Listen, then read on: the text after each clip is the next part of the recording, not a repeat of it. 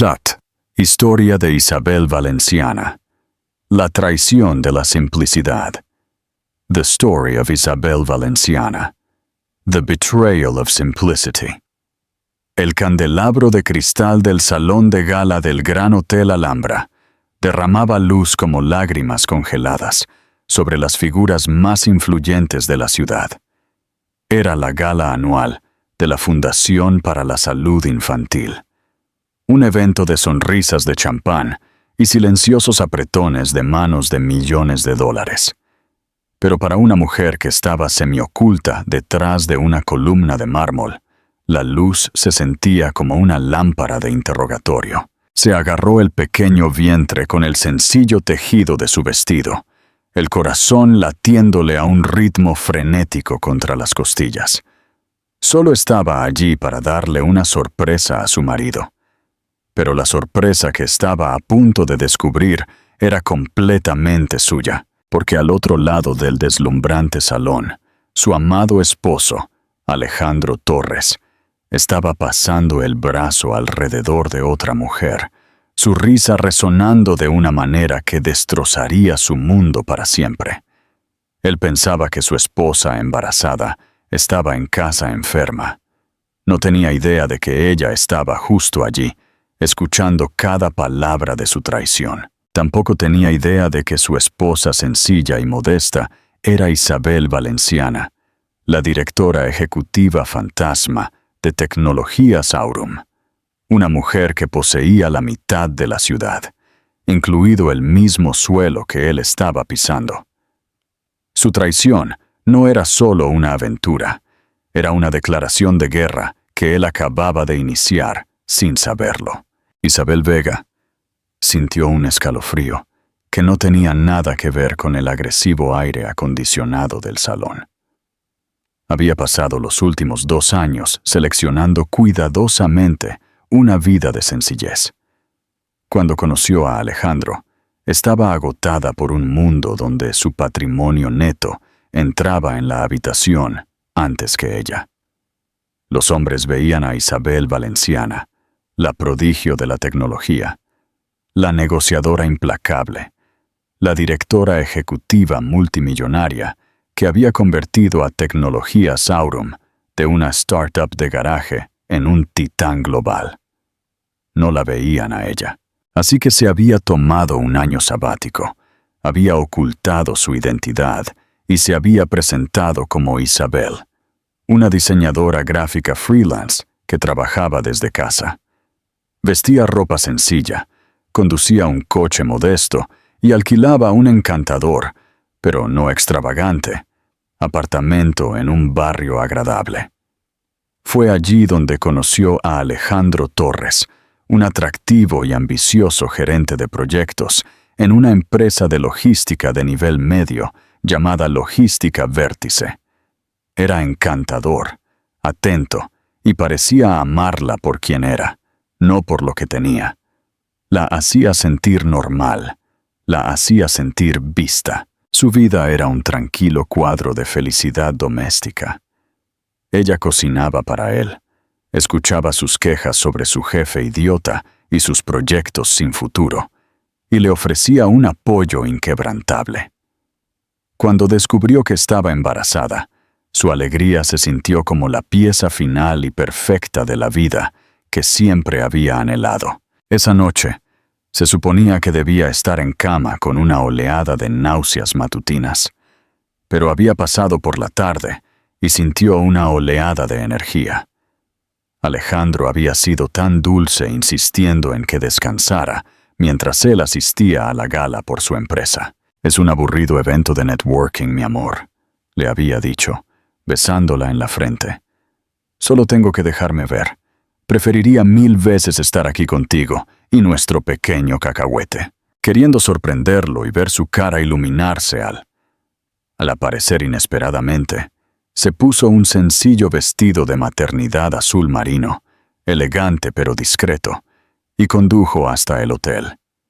Se deslizó, desconocida para esta multitud deslumbrante, y escaneó la sala buscándolo, y entonces lo vio. Estaba cerca de la fuente de champán, luciendo más apuesto que nunca con su esmoquín. Pero no estaba solo. Su brazo estaba posesivamente alrededor de la cintura de una mujer, con un vestido rojo brillante y sin espalda. Isabel la reconoció al instante. Mónica Soler, una analista junior de su equipo, a quien Alejandro había mencionado como agresivamente ambiciosa. Mónica se inclinó hacia él, su mano de uñas rojas acariciando su solapa. Parecían una pareja poderosa, una combinación perfecta para el entorno opulento. Isabel contuvo la respiración. Quizás solo sea networking, se dijo a sí misma, su mente buscando una explicación racional. Está siendo amable, es algo de la oficina. Pero entonces Mónica se rió, un sonido agudo y tintineante, e inclinó la cabeza hacia atrás. Alejandro se inclinó y la besó, no un beso cortés, sino un beso lento y persistente, lleno de una intimidad que golpeó a Isabel como un golpe físico. El mundo se inclinó sobre su eje. El murmullo de la multitud se desvaneció en un sordo rugido en sus oídos. Inmóvil detrás de la columna, no podía moverse. Solo podía mirar y escuchar cómo algunos colegas de Alejandro se unían a ellos. «Ustedes dos son valientes por ser tan públicos», rió un hombre llamado Pablo, dándole un codazo a Alejandro. Alejandro sonrió, una expresión de suficiencia y autosatisfacción en su rostro, que Isabel nunca había visto antes. ¿Por qué ocultarlo? La vida es demasiado corta para estar atrapado en una rutina aburrida.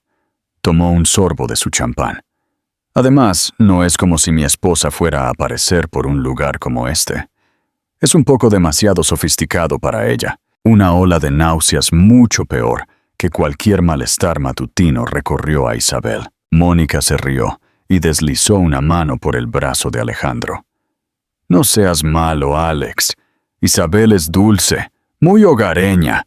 Probablemente esté en casa tejiendo patucos o algo así». El grupo se rió. El sonido fue como un cristal roto en los oídos de Isabel. «Dulce y aburrida», corrigió Alejandro, su voz goteando con descendencia. «Honestamente, chicos, fue un error desde el principio. Necesitaba estabilidad en ese momento y ella estaba disponible. Pero un hombre tiene necesidades. Un hombre con mi ambición necesita una pareja que pueda seguirme el ritmo. Alguien con fuego como Jess». Apretó la cadera de Mónica. Además, el embarazo la ha vuelto tan sosa. De lo único que habla es de citas médicas y colores para la guardería. Es un asesino total de la pasión. «Así que, ¿cuál es el plan?», preguntó Pablo. «¿Vas a dejarla?». Alejandro se encogió de hombros, la viva imagen de la indiferencia casual. «Después de que nazca el bebé, por supuesto. No soy un monstruo. Haré lo correcto. La instalaré en un pequeño apartamento en algún lugar. Pagaré algo de manutención. Estará bien. No está exactamente equipada para el mundo real, pobrecita. Pero mi futuro», dijo, mirando a Mónica con adoración, «está con esta. Ella es mi boleto a la cima». La crueldad de sus palabras fue quirúrgica.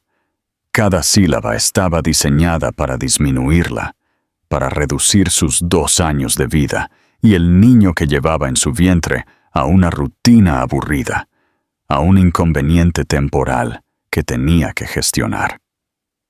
No solo la había engañado, la había borrado, la había menospreciado y la había calumniado, todo mientras planeaba deshacerse de ella.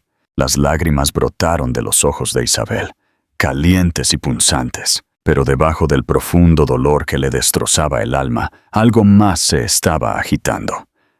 Una parte fría y dormida de ella que había encerrado durante 2 años comenzó a despertar. Era la parte de ella que no lloraba, que no se rompía. Era la parte que analizaba, que creaba estrategias y que ejecutaba. Era la parte de ella que era Isabel Valenciana. Ella lo vio no como su esposo, sino como un activo hostil, una responsabilidad. Él habló de ambición, de su billete a la cima. No tenía idea de que estaba hablando con la mujer que era dueña del ascensor. Sin hacer ruido, retrocedió, fundiéndose en las sombras del gran salón de baile. No huyó. Se retiró. Su salida fue tan silenciosa y desapercibida como su entrada. Mientras salía al fresco aire nocturno, las lágrimas en sus mejillas se secaron, reemplazadas por una resolución helada. Él quería descartarla.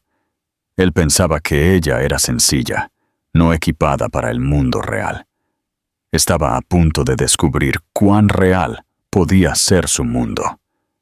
El juego había comenzado, e Isabel Valenciana nunca, jamás perdía. El viaje de regreso al apartamento que había compartido con Alejandro fue un borrón de luces de la calle e incredulidad entumecida. El encantador piso de 3 habitaciones que alguna vez se había sentido como un santuario acogedor, ahora parecía un set de filmación. Una fachada endeble para una vida que era una mentira total. Cada foto en la pared de ellos, sonriendo en una caminata, de ellos, besándose en la víspera de Año Nuevo, era un testimonio de su ingenuidad. Caminó por las habitaciones, un fantasma en su propia casa. Vio su ropa derramándose de la cesta de la colada, su taza favorita junto al fregadero, el libro que estaba leyendo en la mesita de noche. La vida que había atesorado era una jaula que ella misma había construido. La sencillez que había anhelado había sido utilizada como un arma contra ella. Se paró en medio de la sala de estar, una mano sobre su vientre, la otra apretada en un puño. El dolor era un peso físico que amenazaba con aplastarla. Una parte de ella quería colapsar, gritar y sollozar hasta que no quedara nada. Pero la CEO dentro de ella, la mujer que se había enfrentado a juntas directivas hostiles y asaltantes corporativos, se negó a dejarla romper. Esa parte de ella susurró una verdad fría y dura. El dolor es un lujo que no puedes permitirte ahora. La estrategia es tu supervivencia. Entró en su oficina en casa, una pequeña habitación a la que Alejandro siempre se había referido como su pequeño espacio de hobby. Se sentó en el elegante escritorio minimalista y abrió su portátil personal, un dispositivo mucho más potente y encriptado de lo que Alejandro podría imaginar. Sus dedos volaron sobre el teclado, la memoria muscular, tomando el control. Con unas pocas pulsaciones de tecla, bypassó los cortafuegos de su propia empresa, accediendo a su panel de control ejecutivo privado. La pantalla se iluminó con el logotipo brillante de Tecnologías Aurum, y por primera vez en 2 años, Isabel Valenciana miró su imperio. Flujos de datos en tiempo real, valoraciones de activos globales, trayectorias de proyectos y comunicaciones confidenciales inundaron la pantalla. Verlo todo desplegado ante ella fue como tomar una bocanada de oxígeno puro después de haber estado sumergida durante demasiado tiempo. Esta era ella. Este era su poder. Su primera llamada fue a la única persona que conocía la verdad sobre su doble vida. «Ricardo», dijo, con voz firme y desprovista de emoción. «Isabel», llegó la voz tranquila y familiar de Ricardo Castro, su director de operaciones y su confidente más confiable. Me sorprendió ver su línea segura activa. ¿Está todo bien? Ricardo era un hombre de unos 50 y tantos años, impecablemente profesional, que había estado con ella desde el principio. Él había desaconsejado, aunque respetuosamente, su experimento social. «No, Ricardo, nada está bien», dijo ella. «El experimento ha terminado.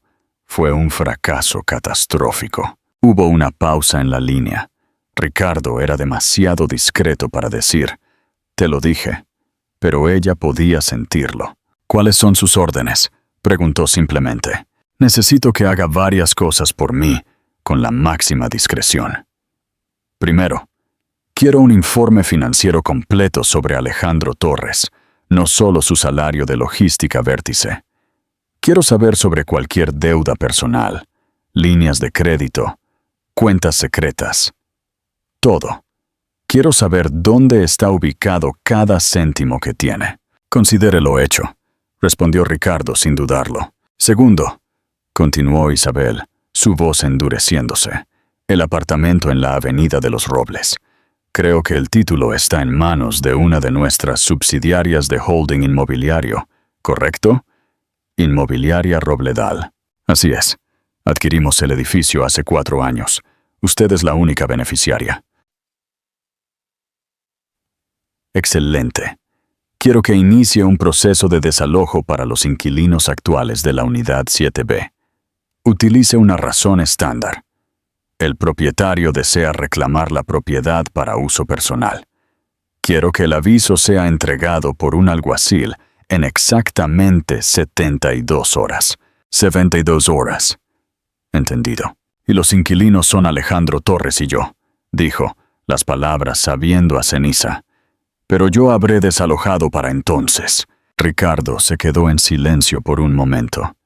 Isabel, ¿qué pasó?, preguntó, su tono profesional ablandándose con preocupación genuina. Isabel cerró los ojos, la imagen de Alejandro besando a Mónica Soler brillando en su mente. Está teniendo una aventura, Ricardo. La exhibió en la gala de la Alhambra esta noche. Me llamó aburrida y sencilla. Planea dejarme después de que nazca nuestro hijo. Ella relató la conversación que había escuchado. Su voz era una recitación monótona de hechos, despojando a las palabras de su poder emocional para evitar romperse. Cuando terminó, el silencio al otro lado de la línea fue pesado. «El hombre es un tonto», dijo Ricardo finalmente, con la voz teñida de una furia fría. Ella solo lo había escuchado usar ese tono cuando un competidor intentaba robar a sus ingenieros principales. Es un tonto de proporciones astronómicas. ¿Qué más necesita? Me voy esta noche. Vengo a la ciudad. Tenga mi penthouse en la Torre del Ápice preparado. Detalle de seguridad completo, pero manténgalo discreto. Nadie debe saber que estoy de vuelta en la ciudad. A partir de este momento, Isabel Vega deja de existir. Vuelvo a ser Isabel Valenciana. El penthouse estará listo en 1 hora. Su coche estará esperando en el garaje subterráneo. Una última cosa, Ricardo.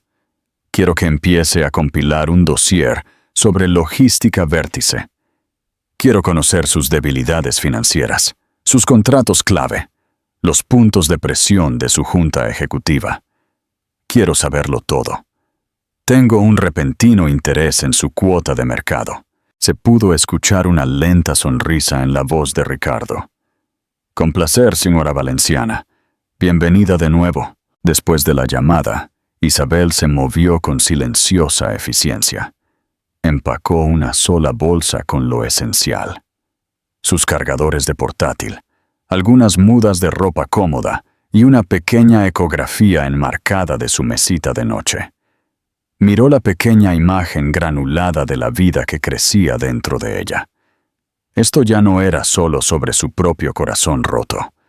Se trataba de asegurar un futuro para su hijo, un futuro donde estarían protegidos y donde su padre nunca podría causarles daño o decepción. Echó un último vistazo al apartamento. Dejó atrás la ropa, los libros, los muebles, todo el escenario de su vida fallida como Isabel Vega. Se acercó al mostrador de la cocina y se quitó los anillos de boda y de compromiso del dedo. Se sentían fríos y extraños. Los colocó deliberadamente en el centro del mostrador, una declaración silenciosa y brillante. Luego salió, cerrando la puerta detrás de ella sin hacer ruido. Ella no miró hacia atrás. Isabel Vega se había ido. Isabel Valenciana conducía hacia el corazón de la ciudad.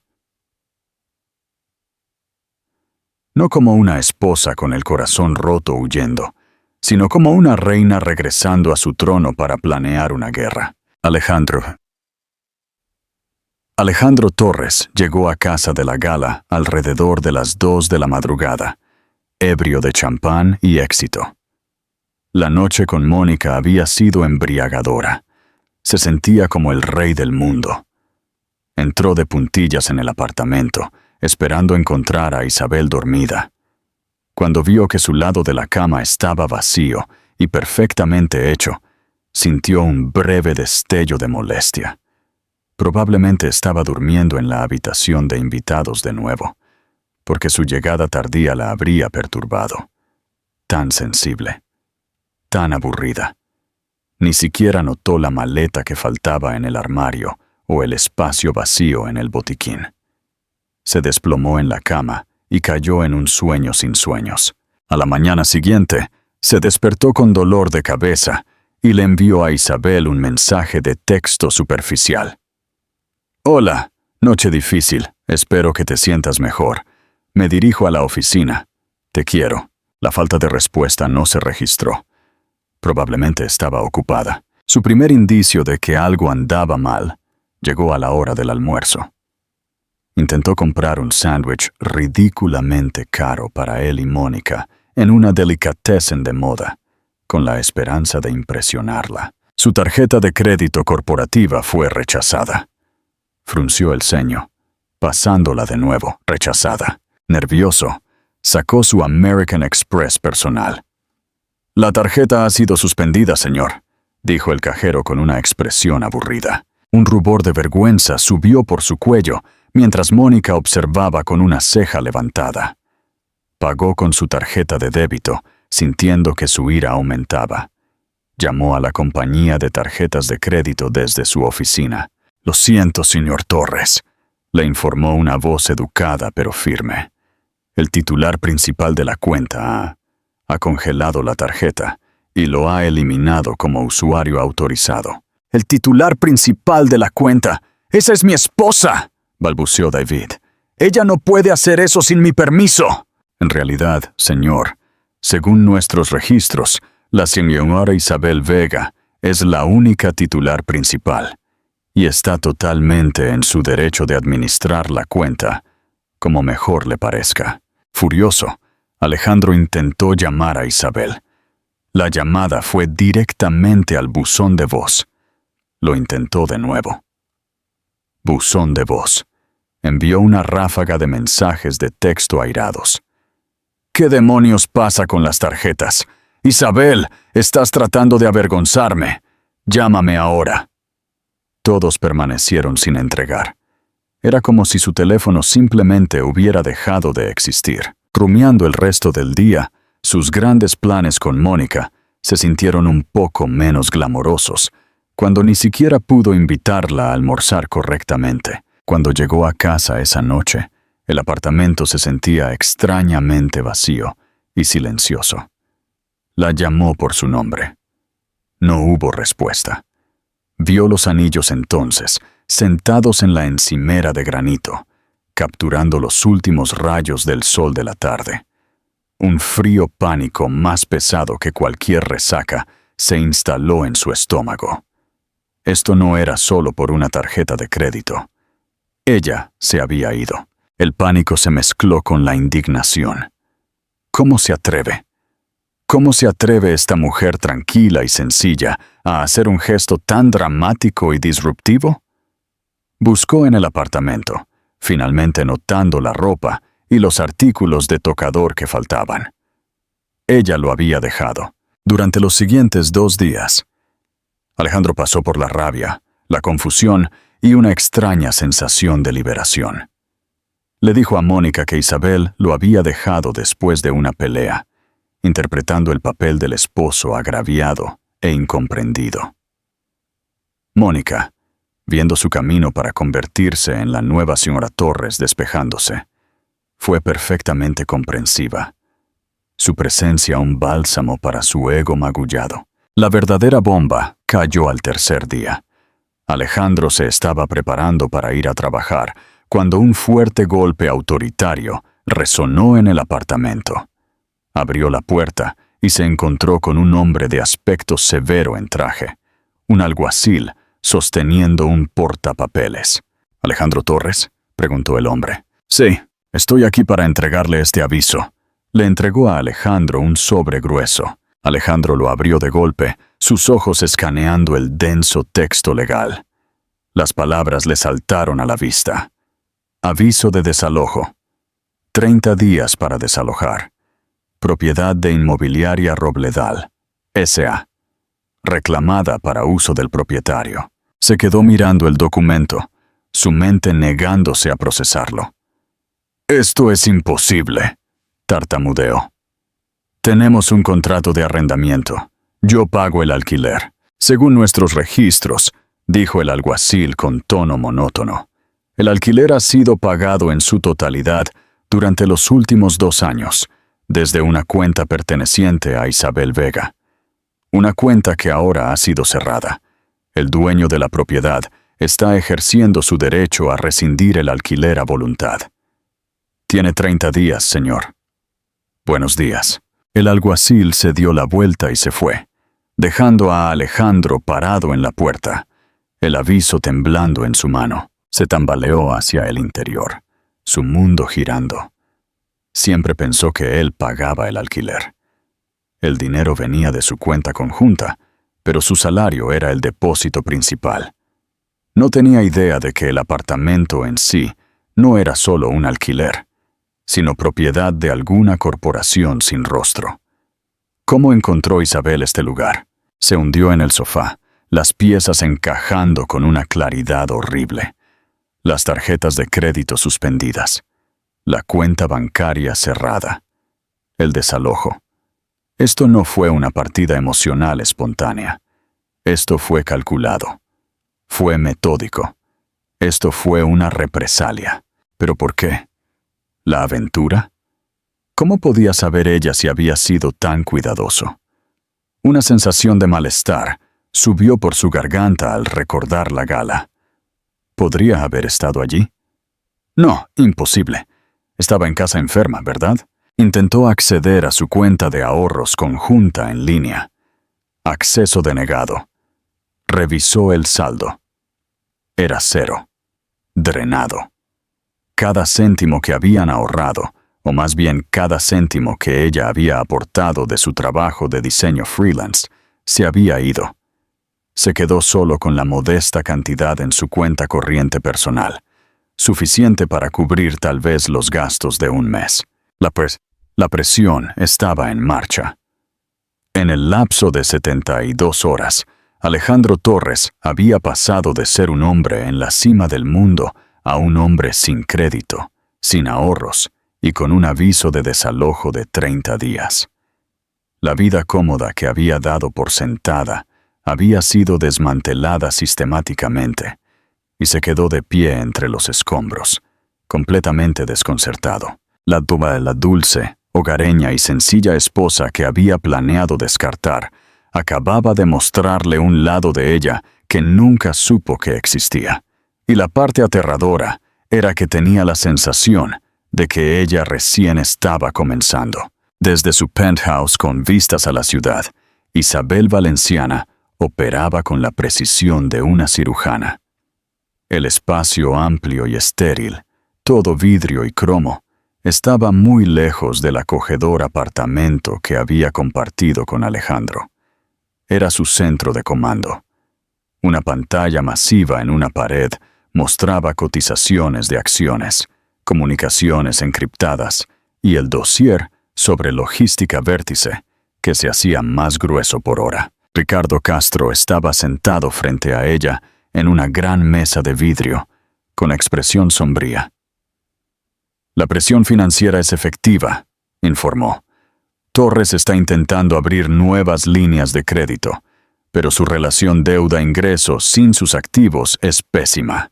Está siendo denegado». «Bien», dijo Isabel, tomando un sorbo de té de manzanilla. Tenía que ser consciente del bebé. Su venganza sería fría y limpia, impulsada por el intelecto, no por la rabia volátil. ¿Cuál es el estado de vértice? Están exactamente como sospechábamos, dijo Ricardo, señalando un diagrama de flujo en la pantalla. Sobreapalancados y desesperados por conseguir un contrato importante para apaciguar a sus accionistas. Toda su proyección del cuarto trimestre depende de la adquisición del contrato de logística para el nuevo proyecto Helios. Los labios de Isabel se curvaron en una leve sonrisa depredadora. El proyecto Helios era una iniciativa tecnológica internacional masiva, multimillonaria, y el socio principal en el proyecto era Tecnologías Aurum. Logística Vértice era solo un pez pequeño con la esperanza de alimentarse de las sobras. ¿Y el papel de Alejandro?, preguntó ella. Es el gerente de proyecto para la oferta de Vértice, confirmó Ricardo. Según nuestra inteligencia, ha tomado atajos significativos en los protocolos de seguridad y seguros para presentar su oferta a un precio suicidamente bajo. Está apostando a que no miremos demasiado de cerca la letra pequeña. Está apostando a que soy sencilla, murmuró Isabel para sí misma. Está a punto de aprender cuán de cerca miro todo. La semana siguiente fue un infierno para Alejandro. La presión en el trabajo era inmensa. Su jefe, un hombre perpetuamente estresado llamado Roberto, le estaba respirando en la nuca sobre la oferta de Helios. Mientras tanto, su vida personal estaba en ruinas. Él y Mónica buscaban frenéticamente un nuevo apartamento, pero con sus finanzas congeladas y el magro salario de ella, sus opciones eran sombrías y deprimentes. Su apasionada aventura se estaba agriando rápidamente bajo el peso del estrés del mundo real. Todos no entiendo por qué no puedes simplemente arreglar esto, Alejandro, se quejó Mónica una tarde, desplazándose por sombrías listas de apartamentos en su teléfono. ¿Por qué estaba todo a nombre de ella? Es como si no tuvieras nada. Pensé que lo teníamos juntos, espetó, su paciencia agotada. No tenía idea de que era tan manipuladora, tan controladora. Había logrado pintarse a sí mismo como la víctima, y Mónica, por ahora trayectoria, se lo estaba creyendo. Llegó el día de la presentación final de la oferta. Esta era la oportunidad de Alejandro de darle un vuelco a todo. Conseguir el contrato Helios lo convertiría en un héroe en Vértice. Significaba un gran bono, un ascenso, lo suficiente para escapar de esta pesadilla financiera y comenzar su nueva vida con Mónica correctamente. Él y su equipo se sentaron en la sala de juntas estéril e intimidantemente grande en la torre del ápice de Aurum, un edificio tan moderno y poderoso que hacía que su propia oficina pareciera una reliquia. Estaban presentando ante el comité de supervisión del proyecto. Alejandro había practicado su discurso durante semanas. Estaba confiado, fluido y completamente desprevenido para lo que estaba a punto de suceder. La presentación salió bien. Expuso la propuesta de Vértice, destacando sus precios competitivos y su cronograma agresivo. Los miembros del comité escucharon con rostros indescifrables. Cuando terminó, una voz tranquila habló desde la cabecera de la mesa. Era Ricardo Castro, COO de Aurum. Gracias, señor Torres, dijo Ricardo, con los ojos fríos. Una propuesta ambiciosa, sin embargo, tenemos algunas preocupaciones. Señaló una pantalla grande que se iluminó con extractos de la propia oferta de Alejandro. En la página 47, usted describe su cobertura de seguro. Nuestro equipo de evaluación de riesgos ha señalado que esto es lamentablemente inadecuado para un proyecto de esta escala. De hecho, apenas cumple con el requisito legal mínimo. ¿Fue esto un descuido? Alejandro sintió un sudor punzante en la frente. Es una cifra preliminar diseñada para mantener la oferta inicial competitiva. Planeamos renegociar una vez que se adjudicara el contrato. Así que presentó una oferta fraudulenta, afirmó Ricardo, no como una pregunta, sino como un hecho. La temperatura de la sala pareció bajar varios grados. Yo no lo llamaría fraudulento, comenzó Alejandro. Además, continuó Ricardo, ignorándolo y mostrando otro documento. Su cadena de suministro propuesta se basa en piezas de un fabricante que fue citado recientemente por extensas violaciones laborales, algo que una verificación de diligencia debida de rutina habría revelado. Aurum tiene una política de tolerancia cero para tales asociaciones. ¿Realizó la diligencia debida, señor Torres? La garganta de Alejandro estaba seca. Había subcontratado la diligencia debida a una analista junior para ahorrar tiempo. Mónica. Le lanzó una mirada de pánico, pero ella estaba mirando sus manos, evitando su mirada. Y finalmente, dijo Ricardo, asestando el golpe final. Su cronograma. Es agresivo porque ha presupuestado solo una única verificación de control de calidad en la etapa final de producción. Para el proyecto Helios, requerimos un mínimo de 3 en cada etapa. Su propuesta no solo toma atajos, sino que le corta las patas a la mesa y espera que nadie se dé cuenta. Ricardo Castro se inclinó hacia adelante. Esta oferta no es solo poco profesional, señor Torres. Es imprudente y peligrosamente incompetente. Expone este proyecto a niveles inaceptables de riesgo financiero y ético. No solo estamos rechazando la oferta de Vértice, sino que también comunicaremos formalmente nuestras preocupaciones sobre los estándares profesionales de su equipo a su CEO. Las palabras golpearon a Alejandro como un tren de mercancías. Estaba humillado, expuesto. Miró a su equipo. Lo estaban mirando con una mezcla de shock y desprecio. Había fallado y los había derribado a todos con él. El despido fue rápido y brutal. Una hora después de regresar a las oficinas de Vértice, Alejandro fue convocado a la oficina de su jefe. Roberto, con el rostro pálido de furia, estaba al teléfono con el departamento legal de Aurum. Entiendo, decía Roberto con la voz tensa. Sí, por supuesto. Nos tomamos esto muy en serio. Gracias. Colgó el teléfono y miró a Alejandro. ¿Tienes idea de lo que has hecho? No solo nos has hecho perder el contrato más grande de la década, sino que has convertido a esta empresa en el hazme reír. Aurum amenaza con ponernos en la lista negra para todas las futuras licitaciones. Empaca tu escritorio. Estás despedido. Y también lo está Soler. Quiero que ambos salgan de este edificio en 10 minutos. Alejandro se quedó allí sin palabras. En una sola tarde, su carrera, lo único que había valorado por encima de todo, había sido completamente aniquilada.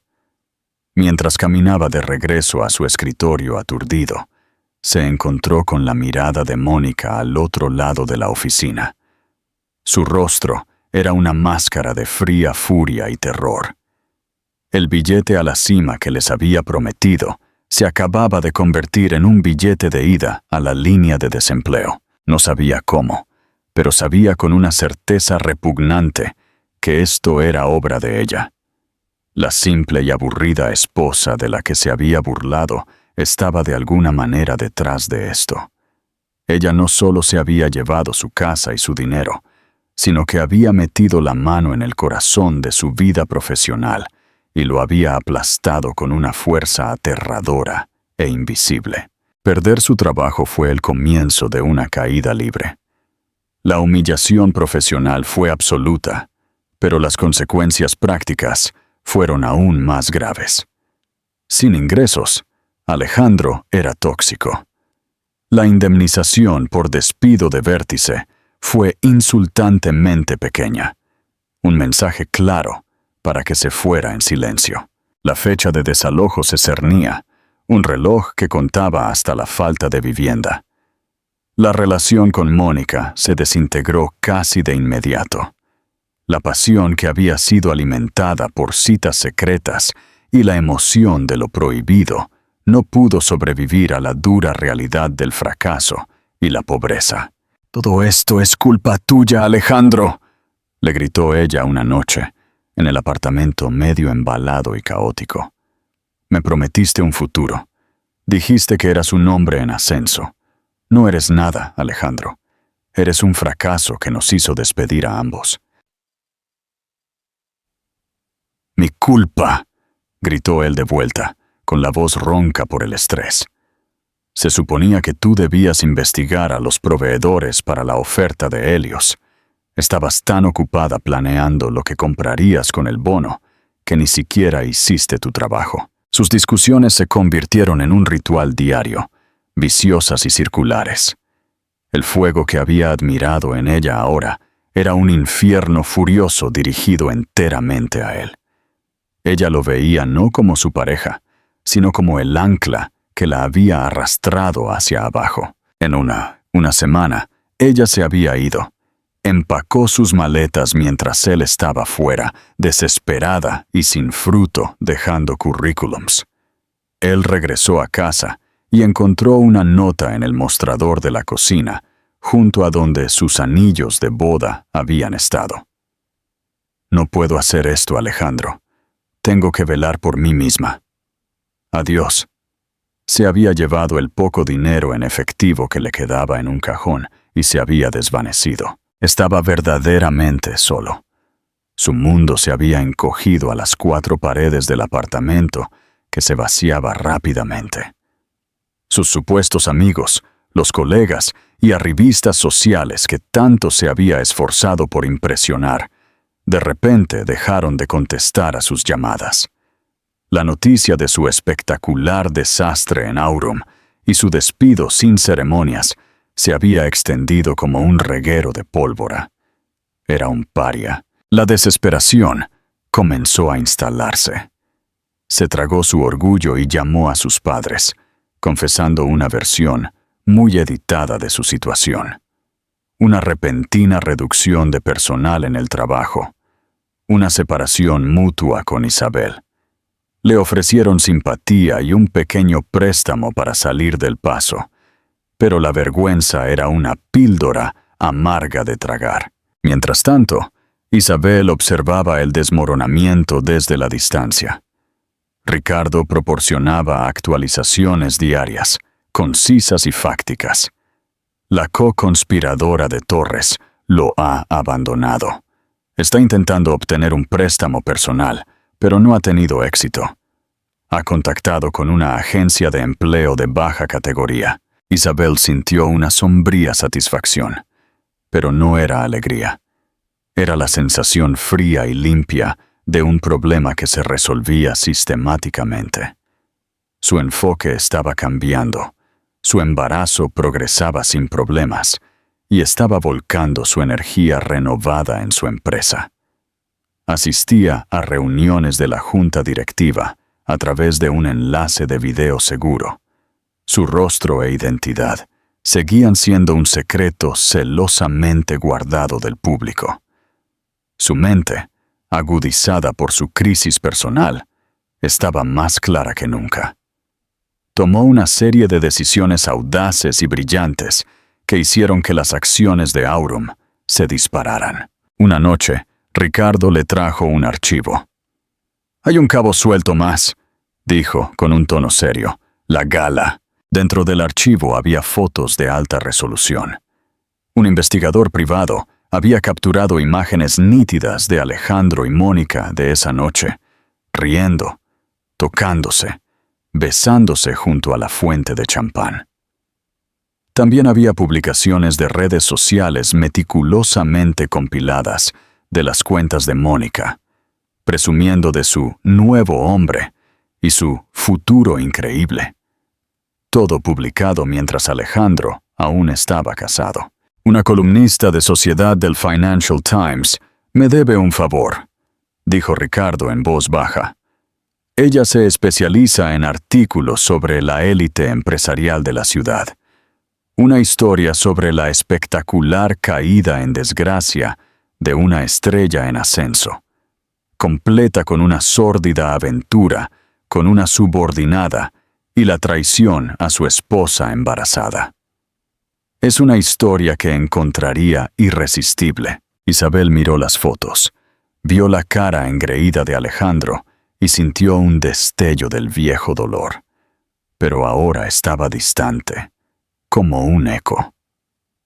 Esto ya no se trataba de hacerle daño a él. Se trataba de controlar la narrativa. Se trataba de asegurar que cuando llegara el momento, todos supieran la verdad. Alejandro no solo había fallado, había sido un villano. «Fíltrelo», dijo, con voz firme, «pero enmarque la historia con cuidado. La esposa debe ser retratada como una víctima privada y digna. Sin nombre. Solo la esposa embarazada. No quiero que mi identidad esté ligada a esta inmundicia. Quiero que él sea definido por sus acciones, no por a quién se las hizo». «Entendido», dijo Ricardo. «Será su obituario profesional y social». El artículo salió 2 días después. Fue una obra maestra de asesinato de carácter, todo presentado como periodismo objetivo. Detallaba la conducta profesional imprudente de Alejandro y su relación éticamente cuestionable con Mónica Soler, pintando un panorama condenatorio de un hombre cuya ambición superaba con creces su talento y su moral. Mencionaba a su tranquila esposa embarazada, a quien tan cruelmente había traicionado. Las consecuencias fueron inmediatas. Cualquier pizca de reputación profesional que le quedaba a Alejandro fue incinerada. Cualquier posible empleador que buscara su nombre en Google ahora encontraría esta sórdida historia en la primera página de los resultados de búsqueda. No solo estaba desempleado, estaba en paro permanente.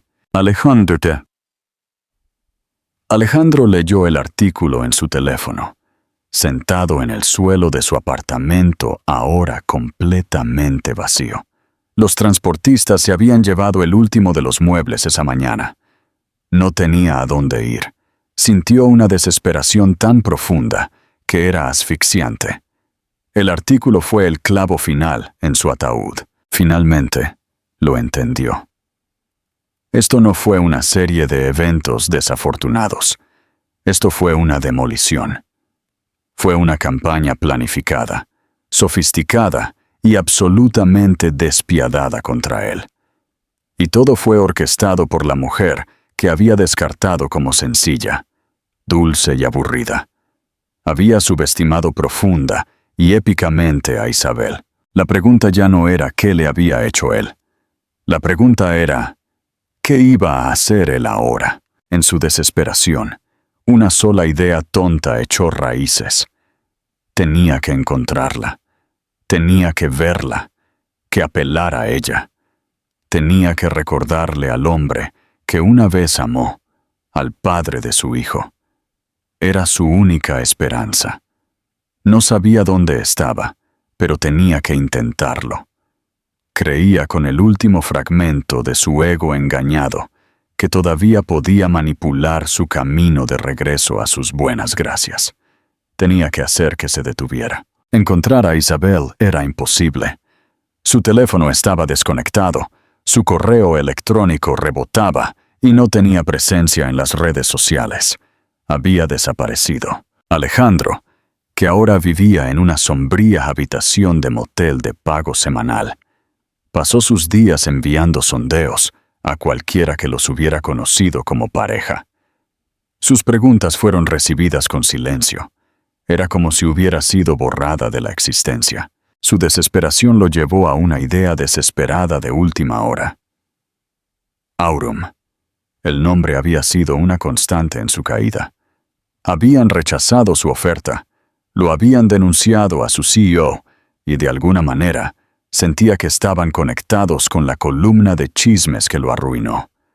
Era una posibilidad remota, pero era la única pista que tenía. Razonó que Isabel, con su trabajo de diseño gráfico freelance, podría haber tenido alguna conexión, por tenue que fuera, con el mundo tecnológico de la ciudad. Fue a la torre del ápice de Aurum, el monumento brillante a su fracaso. No tenía un plan. Solo una esperanza salvaje de poder convencer a alguien para encontrar información. Vestido con su último traje limpio, se acercó al mostrador de recepción principal. «Necesito hablar con alguien de su departamento de contratación», dijo, tratando de sonar profesional. «Mi nombre es Alejandro Torres. Es con respecto al proyecto Helios». La recepcionista, una mujer fríamente eficiente, escribió su nombre en su sistema.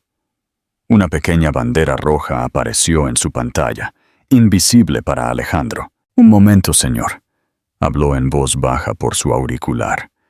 Unos segundos después, lo miró. «El señor Castro lo verá. Por favor, tome el ascensor hasta el piso 80. Alejandro estaba aturdido. ¿El señor Castro? ¿El CEO? ¿Por qué el CEO aceptaría verlo? Un destello de esperanza se encendió dentro de él. Tal vez esta era una oportunidad para disculparse, para rogar por su caso, para salvar de alguna manera su carrera. El viaje en ascensor al piso 80 fue silencioso y rápido. Las puertas se abrieron directamente a una vasta área de recepción minimalista fuera de las suites ejecutivas. El aire era enrarecido, el silencio profundo. Ricardo Castro lo estaba esperando. «Señor Torres», dijo Ricardo, con expresión indescifrable. «Gracias por venir. Tenemos algo de papeleo final con respecto a la oferta de Vértice que requiere su atención. Sígame». Llevó a Alejandro no a una oficina, sino a una sala de juntas masiva. La sala estaba dominada por una mesa de caoba colosal y una ventana del suelo al techo que ofrecía una vista de Dios de toda la ciudad. Los hombres y mujeres ya sentados alrededor de la mesa estaban impecablemente vestidos e irradiaban un aura de inmenso poder. Estos eran los altos ejecutivos de Tecnologías Aurum. Alejandro sintió que su estómago se apretaba por la ansiedad. Esto no era por papeleo, era una ejecución. «Por favor, tome asiento», dijo Ricardo, señalando una única silla vacía al final de la mesa, directamente frente a la cabecera. Alejandro se sentó, con las manos sudando. Se sintió como un prisionero en el banquillo. Los ejecutivos lo miraron. Sus rostros una mezcla de curiosidad y desdén. «Como saben», comenzó Ricardo, de pie en la cabecera de la mesa. Aurum estaba profundamente decepcionado por la conducta profesional de su equipo en Vértice. Sus acciones constituyeron un grave incumplimiento de confianza y ética. Antes de cerrar este asunto, nuestra junta tenía algunas preguntas finales. Alejandro tragó saliva con fuerza, tratando de formar una frase coherente, pero su mente estaba en blanco por el terror. Justo entonces, las puertas principales de la sala de juntas se abrieron con un suave silbido. Entró una mujer. Estaba vestida con un traje de poder a medida de color gris oscuro, que acentuaba su postura segura y su ahora muy prominente barriga de bebé. Su cabello estaba recogido en un moño elegante y pulcro. Su rostro era el mismo, pero completamente diferente. Las facciones suaves y gentiles que él conocía ahora estaban imbuidas de una confianza inquebrantable y una autoridad helada.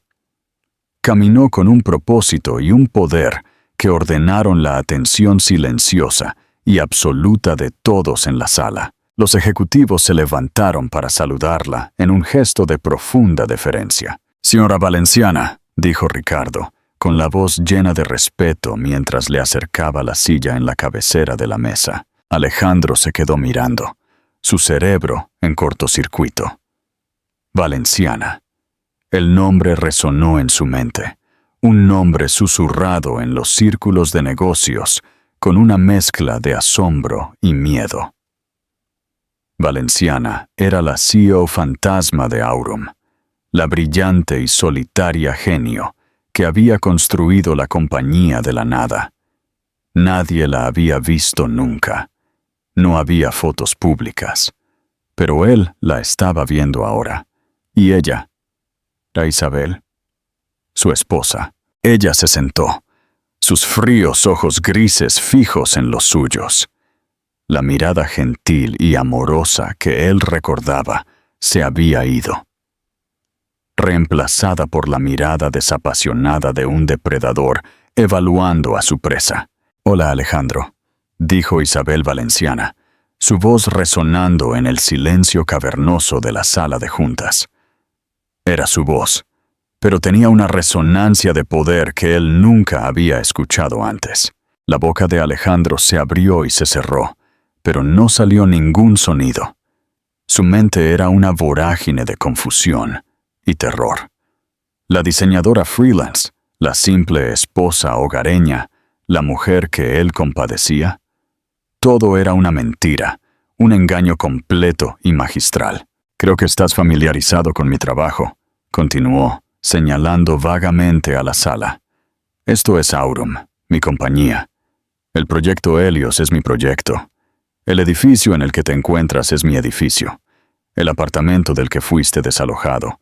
También soy dueña de eso». Dejó que las palabras colgaran en el aire, cada una un golpe de martillo contra su realidad destrozada. «Les dijiste a tus amigos que yo era sencilla», dijo, con la voz peligrosamente tranquila, «que no estaba equipada para el mundo real.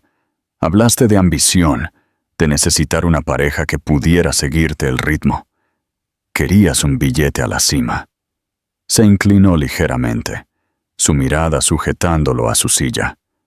«Alejandro, estabas durmiendo al lado de la cima. Simplemente no fuiste lo suficientemente inteligente como para darte cuenta». Un sonido ahogado y estrangulado escapó de sus labios. La habitación estaba girando. «¿Te preocupaban los asesinos de la pasión?», continuó, su voz desprovista de cualquier emoción, excepto una frialdad escalofriante. «Déjame decirte lo que realmente mata la pasión. No es una conversación sobre el color de una guardería. Es el desprecio. Es la traición. Es la profunda falta de respeto de un hombre que se burla de la madre de su hijo a sus espaldas mientras planea desecharla como un pedazo de basura». Se puso de pie y toda la junta permaneció sentada, con los ojos fijos en ella. Caminó lentamente alrededor de la mesa hasta que se paró directamente detrás de él. Podía sentir el calor de su presencia, una aterradora parodia de su antigua intimidad. «¿Querías saber por qué tu vida se desmoronó?», susurró, con la voz justo al lado de su oído. «No fue mala suerte. No fue un asunto corporativo. Fui yo. Me llevé tu crédito. Me llevé tu casa. Me llevé tu carrera. Y me llevé tu reputación. Lo hice todo sin levantar la voz, sin enviar un solo mensaje de texto de enojo. Lo hice con unas pocas llamadas telefónicas desde la habitación de hobby que tan generosamente me permitiste». Caminó de regreso a la cabecera de la mesa. «Este es el mundo real, Alejandro. Y en este mundo, las acciones tienen consecuencias. No tienes dinero, ni carrera, ni futuro en esta ciudad. No eres nada». Colocó una mano sobre su estómago. «En cuanto a este niño», dijo, su voz suavizándose por un momento antes de endurecerse de nuevo en puro acero. «No tendrás parte en su vida. No los verás. No los conocerás. Mis abogados se pondrán en contacto con respecto a la terminación formal de tus derechos parentales, que espero que firmes sin impugnar. No eres un padre. Solo eres una lección que mi hijo aprenderá algún día». Ella miró a Ricardo. «Ricardo, por favor, pida a seguridad que escolte al señor Torres fuera de mi edificio. Ya no es bienvenido aquí». Alejandro finalmente encontró su voz, un balbuceo patético y roto. «Isabel, por favor, no lo sabía. Lo siento. Te amo». Isabel Valenciana lo miró por última vez, y por una fracción de segundo vio un destello de la mujer con la que se había casado, un destello de dolor y pérdida. pero se fue tan rápido como vino, reemplazado por la implacable resolución de una reina. «No, Alejandro», dijo con absoluta certeza. «No me amas. Amabas lo que pensabas que era mi debilidad. Y mi nombre», añadió, dándole la espalda, «es Señora Valenciana». Los guardias de seguridad aparecieron a su lado, levantándolo suave pero firmemente de la silla. Mientras lo escoltaban fuera de la sala, lo último que vio fue la espalda de su esposa, la poderosa CEO, mirando hacia la ciudad que poseía sin una sola mirada en su dirección. No solo había perdido una esposa, había sido completa y totalmente borrado. Los meses que siguieron al desvelamiento fueron un período de reconstrucción tranquila y enfocada para Isabel. La tormenta había pasado, la guerra se había ganado, y ahora era el momento de construir la paz. Alejandro Torres se desvaneció en la oscuridad, despojado de su nombre, su carrera y su dignidad. Dejó la ciudad. Se rumoreaba que regresó a su ciudad natal, trabajando en un trabajo de baja categoría, un fantasma del hombre ambicioso que una vez fingió ser. Firmó la renuncia a sus derechos parentales sin luchar. Sabía que no tenía otra opción. Era una no entidad, una nota a pie de página en una historia que ya no trataba sobre él. Mónica Soler sufrió un destino similar, incapaz de encontrar trabajo en su campo, su nombre permanentemente manchado por el escándalo. Isabel, sin embargo, floreció. Abrazando su identidad como Isabel Valenciana, una vez más, salió de su exilio público autoimpuesto. El mundo de los negocios se quedó atónito por la revelación del rostro detrás de Aurum. Ella dio una, y solo una entrevista al Financial Times, la misma publicación que había impreso el obituario social de Alejandro. No mencionó su matrimonio, ni a Alejandro. En cambio, habló con brillantez y pasión sobre el futuro de la tecnología, sobre el gobierno corporativo ético y sobre su visión para Aurum. Anunció un nuevo esfuerzo filantrópico, nacido de las cenizas de su dolor personal, la Fundación Valenciana para Padres Solteros, una organización benéfica dedicada a proporcionar apoyo financiero, educativo y emocional a madres y padres solteros, dándoles los recursos para construir futuros seguros para sus hijos. Se convirtió en un icono, no solo por su perspicacia empresarial, sino por su fuerza tranquila. Ella fue la mujer que había construido un imperio en secreto, un testimonio del poder de las mujeres subestimadas en todas partes. 2 meses después, dio a luz a una niña sana a la que llamó Sofía. Sosteniendo a su hija en la tranquilidad de la habitación del hospital, mirando su pequeño rostro confiado, Isabel sintió una sensación de paz que la venganza nunca le había proporcionado. La venganza había sido un acto necesario de limpieza, de recuperar su poder y proteger su futuro. Fue el cierre de un capítulo doloroso, pero Sofía fue el comienzo de un nuevo libro, lleno de esperanza y amor incondicional. Su vida ya no estaba dividida. Era madre y CEO. Llevaba a Sofía a la oficina. La bebé dormía profundamente en un Moisés, en la esquina de su amplia oficina, mientras ella presidía las reuniones de la junta. Negociaba acuerdos multimillonarios por teléfono, mientras mecía a su hija con el pie. Demostró que el poder de una mujer no era un juego de suma cero. Su fuerza como madre alimentó su sabiduría como líder, y su decisión en los negocios la convirtió en una madre ferozmente protectora. Ricardo Castro se convirtió en una figura de abuelo cariñoso para Sofía, a menudo visto rebotando a la bebé en su rodilla, mientras discutía las proyecciones trimestrales con Isabel.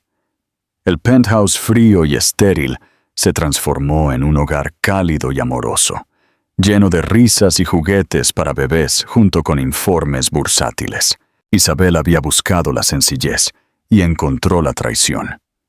Se vio obligada a recuperar su poder y, al hacerlo, encontró una versión nueva y más auténtica de sí misma. Aprendió que no necesitaba ocultar una parte de su identidad para nutrir otra. Podía ser Isabel Valenciana, la titán de la industria, y podía ser Isabel, la madre de Sofía. Eran una y la misma.